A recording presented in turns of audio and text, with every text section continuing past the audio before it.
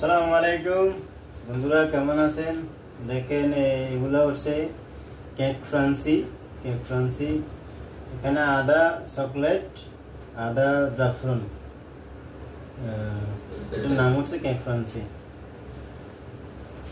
এটার দাম হয়েছে ওমানি রিয়াল 2.5 রিয়াল, 2 রিয়াল 500 পয়সা। বাংলাদেশি টাকা হলো দেখি 780 টাকার মতন।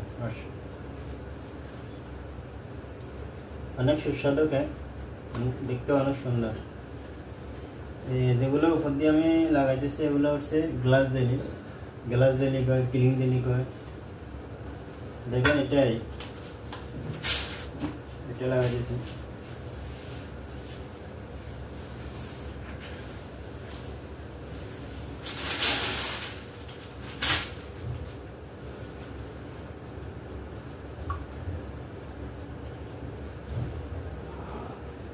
ওগুলো ভালোভাবে ফিনিশিং ভাবে লাগাইতে হবে, না হলে দেখতে ভালো লাগবে না।